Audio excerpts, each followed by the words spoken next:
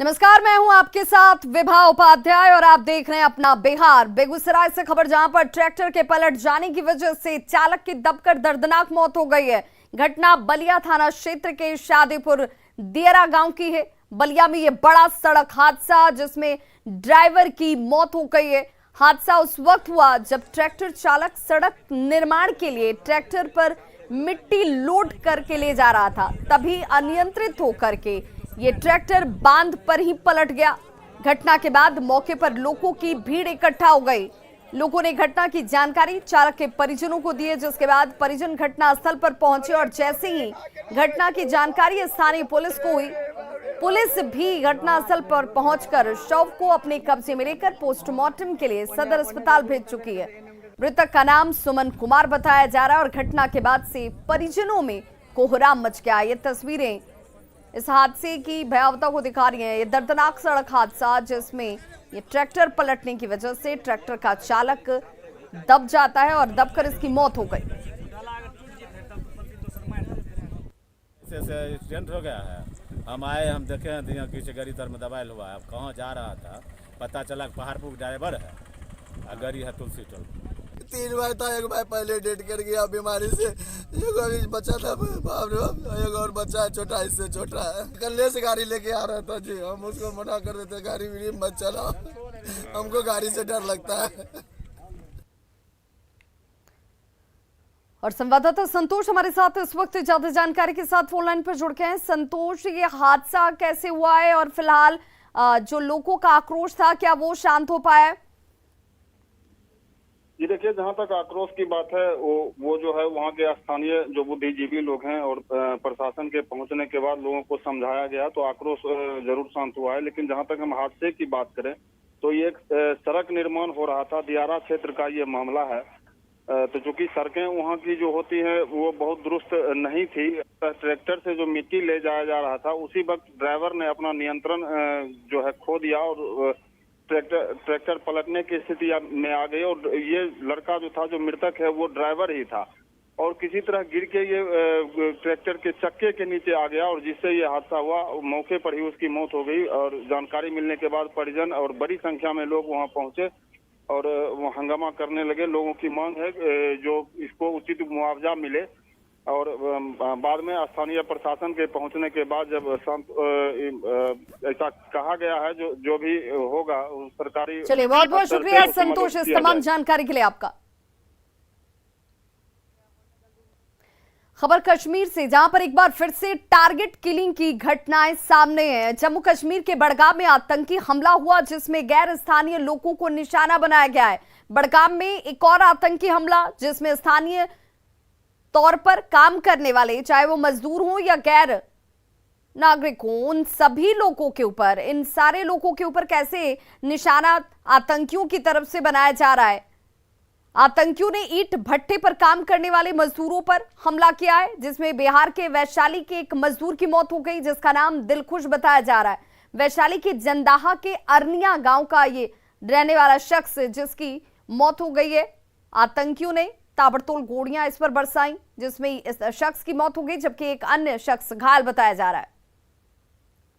कमरे में बैठे थे 3 आदमी थे, 4 आदमी इधर थे, जो जिससे दो आदमी इधर से आए तो वो जहाँ पे खड़े हुए तो जहाँ से गोली चलाया, 2 फायर किया तो इधर को पीछे को झुकी के भाग गए। तो हमने सोचा भी कोई मजाक कर रहा है हमारे साथ। तो वो जब देखा तो लड़के में गोली लग गया था तो हमने फिर उसको बोला, लाला को बुलाया, इसने फ़ोन किया और दूसरी दुकान वाला लड़का आया, वो फिर आए तो हमने ट्राली पे लोड करके लेके जाने लगे थे हॉस्पिटल में। वो बोला नहीं मैं जल्दी लेके जाऊँगा मोटरसाइकिल पे बाओ। तो फिर मोटरसाइकिल पे खड़ा सदर गांव वालों ने जवाब दे दिया, वो बोला श्रीनगर ले जाओ। श्रीनगर गए तो रास्ते में डेड हो गया वो। अच्छा, ये कहाँ के थे और इनका पूरा नाम क्या था? किसका जो पूरा हो गया जो गुजर गए? उसका नाम दिलखुश था, वो था बिहार का रहने वाला। मागरेपुरा चाडोरा में है इस वक्त मौजूद है और यही वो मकाम है जहां पर गुज़श्ता शब मिल्टन 2 ने गैर मकामी मजदूरों पर हमला किया जिसमें से एक की हलाकत हुई है। हम आपको दिखाना चाहते हैं, ये वो स्पॉट है। यहाँ पर हमने कुछ मजदूरों से बात की, इनके मुताबिक यह वो जगह है जहाँ पे वो दिलखुश बैठा था, उसके साथ जो दूसरा बंदा था गोरिया जो पंजाब से है वो भी यहाँ पे बैठे थे और 2 अफराद आए हैं, उन्होंने गोलियाँ चलाई, उसके बाद वो फरार हो गए और जो दिलखुश है उसे अस्पताल ले जाया गया और हालांकि वो रास्ते में ही जख्मों की ताब हिसाब न लाकर दम तोड़ बैठा। उसके बाद जहां पर जो पूरा एरिया था इसे सिक्योरिटी फोर्सेस ने कार्डन ऑफ किया था। रात भर तलाशी कार्रवाई जारी थी। हमने बात की कुछ मजदूरों से, इनमें काफ़ी खौफ व हिरास का माहौल है। इनका कहना है कि वो अब वापस चले जाएंगे क्योंकि यहाँ पर जब उनकी जान पे अब आई है वो काफ़ी डरे हुए हैं, वो अब यहाँ पे काम नहीं करेंगे। हालांकि सिक्योरिटी फोर्सेस लगातार कार्रवाई कर रही है, लगातार वो इनको यकीन दहानी करा रही है कि सिक्योरिटी फराहम की जाएगी, लेकिन इसके बाद भी ये खौफ व हिरास का माहौल है इनमें, ये काफ़ी डरे हुए हैं। इनका यही कहना है कि हम अब वापस जाएंगे। न्यूज़ 18 उर्दू के लिए मागरेपुरा चाडोरा से मैं आबिद हुसैन। तो जातीय जनगणना पर केंद्रीय मंत्री गिरिराज सिंह का बड़ा बयान सामने है। उन्होंने कहा है कि जातीय जनगणना का वो समर्थन करते हैं, लेकिन ये जातीय जनगणना अल्पसंख्यकों में भी होनी चाहिए। उन्होंने कांग्रेस पर तुष्टीकरण कर हिंदुओं को जातियों में बांटने का आरोप लगाया है। गिरिराज सिंह का यह बड़ा बयान इस वक्त जातीय जनगणना पर। उन्होंने कहा कि मैं इसके समर्थन में हूं, लेकिन सिर्फ और सिर्फ हिंदुओं को ही जातियों में बांटकर उसकी गणना ना हो। माइनॉरिटी में भी जातियां हैं, कई उपजातियां हैं, इनकी भी गिनती होनी चाहिए। जातीय जनगणना का मैं स्वागत करता हूं। मुख्यमंत्री जी ने जो सर्वदलीय बैठक किया, निर्णय हुआ, उसका भी स्वागत करता हूं। लेकिन मुख्यमंत्री जी ने जो कहा है कि मुसलमानों में भी जातीय गणना हो। जनसंख्या नियंत्रण कानून पर बिहार के मंत्री नीरज कुमार बबलू के बयान का केंद्रीय मंत्री गिरिराज सिंह ने समर्थन किया। उन्होंने कहा कि भारत में जनसंख्या विस्फोट की स्थिति है, ऐसे में यहां जनसंख्या पर नियंत्रण के लिए चीन जैसा कठोर कानून बनना चाहिए। नीरज बबलू ने जो कहा सही कहा। आज समाज में चाहे देश के स्तर पर जोड़ें या राज्य के स्तर पर जोड़ें, जिस गति से विकास है उससे तिगनी गति से जनसंख्या की वृद्धि। आज चाइना 1 मिनट में 10 बच्चे पैदा हो रहे हैं, तो भारत में 1 मिनट में 33 बच्चे पैदा ले रहे हैं। इसलिए भारत में एक कड़ा कानून बने जनसंख्या कानून के लिए। दरअसल मंत्री नीरज कुमार बबलू ने जनसंख्या नियंत्रण कानून को लागू करने की मांग की है। ये मांग क्यों जरूरी है, ये भी आपको समझना चाहिए। हाल के दिनों में नेशनल फैमिली हेल्थ की सर्वे आई और इस सर्वे पर अगर आप नजर डालेंगे, जिसमें यह कहा गया कि भारत में संतान उत्पत्ति दर में कमी आई है। संतान उत्पत्ति दर 2.2 से घटकर 2.0 रह गई। लेकिन बिहार की अगर बात कर लें, बिहार में संतान उत्पत्ति दर राष्ट्रीय औसत से ज्यादा है। बिहार की संतान उत्पत्ति दर 2.91% है। और चलिए अब आपको बताते हैं कि संतान उत्पत्ति दर में कौन कौन से राज्य अव्वल हैं, यानी शीर्ष स्थान पर आके हैं, और उनकी आबादी किस दर से इस वक्त बढ़ रही है। तो बिहार सबसे पहले पायदान पर है। देखिए यहां पर 2.98% ये संतान उत्पत्ति दर है। वहीं मेघालय की बात कर लें तो संतान उत्पत्ति दर में मेघालय दूसरे नंबर पर है, क्योंकि 2.91% यहां पर यह दर है।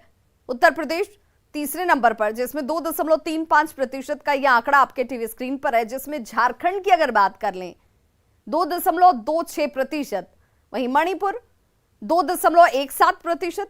और इन आंकड़ों को देखकर समझा जा सकता है, जाहिर है कि बिहार और झारखंड की जब बात होगी तो बिहार और झारखंड में संतान उत्पत्ति दर ज्यादा है, और ये दोनों राज्य बिहार से 5 अव्वल राज्यों में शामिल हैं। नेशनल फैमिली हेल्थ सर्वे की अब रिपोर्ट की बात कर लेते हैं। तो national family health survey report की ताजा रिपोर्ट के मुताबिक सभी धर्म समूहों में बच्चे पैदा करने की दर में कमी आई। यहां तक कि उच्च प्रजनन दर वाले समूहों की बात करें तो इसमें भी तेजी से गिरावट दर्ज की गई है। मुस्लिम प्रजनन दर 2.62 से घटकर 2.36 रह गई है। मुस्लिम प्रजनन दर में 9.9% की कमी आई है। मुस्लिम प्रजनन दर में कमी अन्य धर्मों से ज्यादा है। हिंदू प्रजनन दर की बात करें तो ये 2.13 से घटकर अब 1.94 रह गई है। हिंदू प्रजनन दर में 8.9% की कमी आई है। ईसाई प्रजनन दर की बात करें तो ईसाई प्रजनन दर में 5.5% की कमी आई है। वहीं सिख प्रजनन दर में 1.9% की बढ़ोतरी हुई है। बौद्ध प्रजनन दर में 20.01% की कमी है। अब ऐसे में सवाल उठता है कि NFHS के किस आंकड़े पर यह सियासत हो रही है।